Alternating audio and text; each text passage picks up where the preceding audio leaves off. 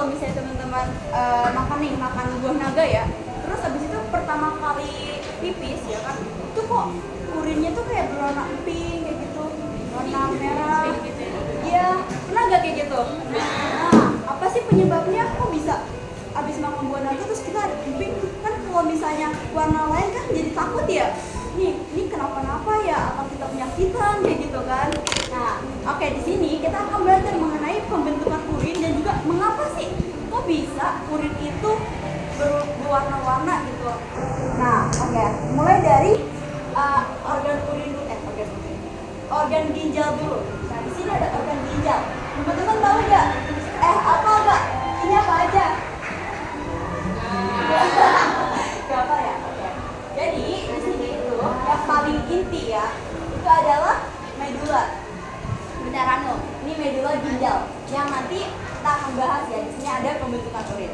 Nah, di selain medula, di sini ada apa yang merah? Arteri. Arteri apa? Kenapa merah?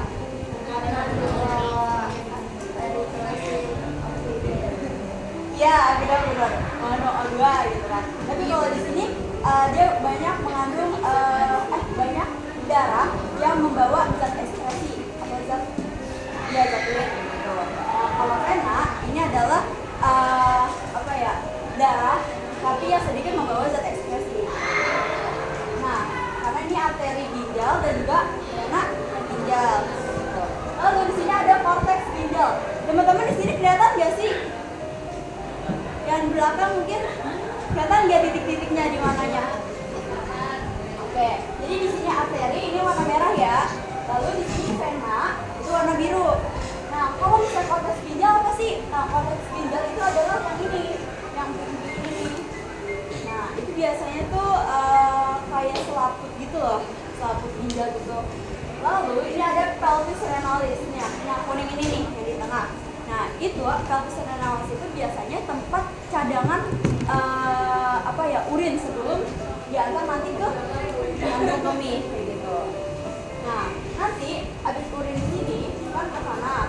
Gitu. Nah, di situ nanti masuk ke kandung kemih. Nah, di kandung kemih baru nanti dikeluarin lewat gitu. Nah, abis itu masuk nih, kita zoom ya yang medulanya. Nah, di sini. Nah, kelihatan ya. Nah, kalau di sini tuh belum jelas kan, belum jelas banget ya, belum bisa jelasin. Jadi kita perlu perbesar lagi. Ini dia. Ini perbesarnya. Nah, di sini ada saatnya yang kapiler atau biasa disebut glomerulus. Nah, kalau ini adalah organ nefron. Jadi di dalam medula ini ada organ nefron. Jaringan ya ibu atau sel saraf ini. Nefron ini jaringan atau jaringan ya bu? Di sini ada jaringan nefron. Gitu. Nah, di sini yang paling terlihat banget ya, paling menonjol banget itu adalah glomerulus. Ya. Di sini ada tubulus proximal.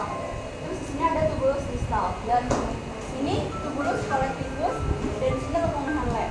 Oke, kita akan mulai dari sini ya. Di sini adalah glomerulus. Glomerulus ini adalah kapiler darah.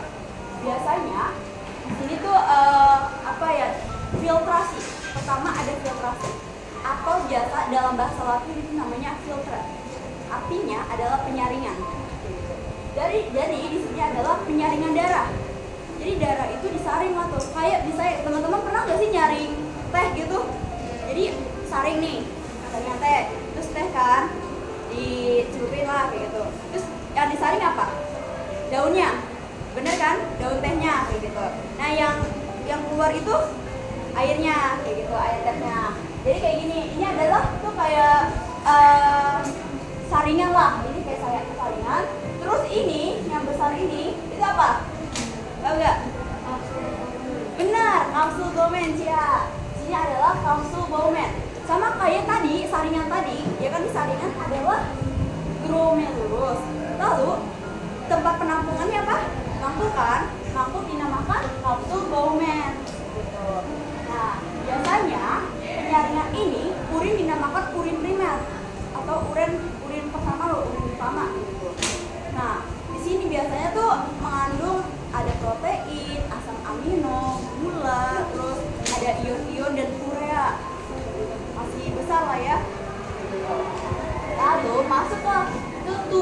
proksimal. Tubulus proksimal ini adalah proses kedua atau reabsorpsi. Nah, reabsorpsi itu dibagi menjadi dua, re sama absorpsi. Re itu adalah kembali dalam bahasa Latin, dan absorpsi itu adalah penyerapan. Jadi reabsorpsi adalah penyerapan kembali. Jadi di sini tadi urin primer itu diserap kembali atau disaring lagi lah. Di sini penyaringannya dinamakan urin sekunder.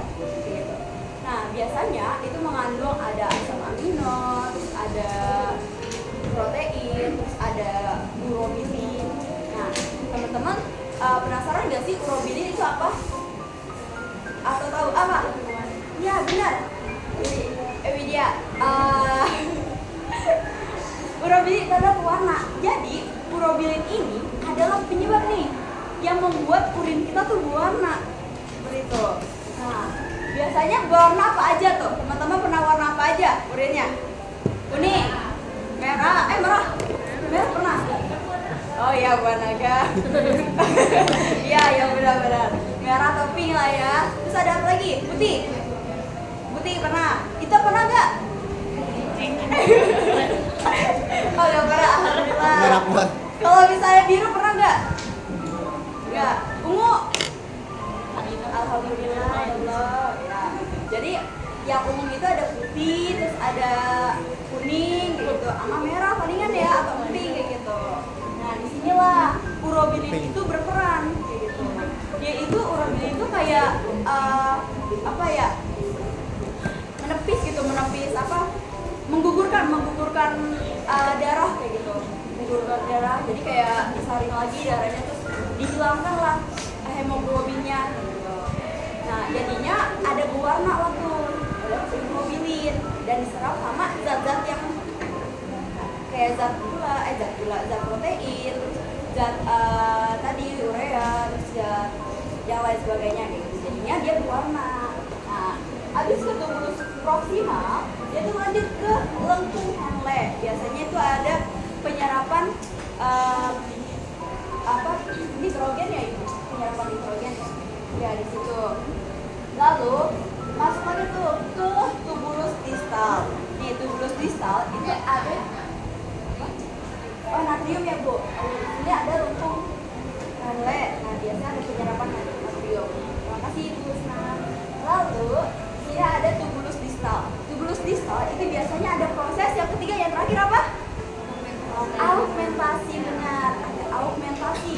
Augmentasi adalah penambahan dalam bahasa Latin. Maksud penambahan apa sih? Tadi kan pengen dibuang, maupun ditambah. Jadi maksudnya itu urin ini tuh ditambah lagi, ditambah urinnya maksudnya. Sisa dari penyerapan tubuh, penambahan urin kembali. Jadi kan di sini kan tempat cadangan ya, tempat cadangan sebelum dimasukkan ke kandung kemih. Nah, jadi ditambah lagi tuh di sini. Jadi dinamakan penambahan. Gitu. Nah, masuklah ke tubulus colectivus. Nah, di sini juga cadangan nih. Nanti masuk ke sini pelvis renalis. Gitu. Lalu di pelvis renalis itu masuk ke kandung kemih. Nah, seperti itu. Nah, dari kandung kemih itulah tempat pembuangan urin. Jadi kayak gitu teman-teman. Dari sini paham nggak penjelasan dari saya?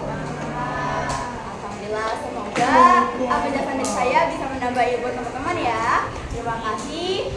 Wassalamualaikum warahmatullahi wabarakatuh.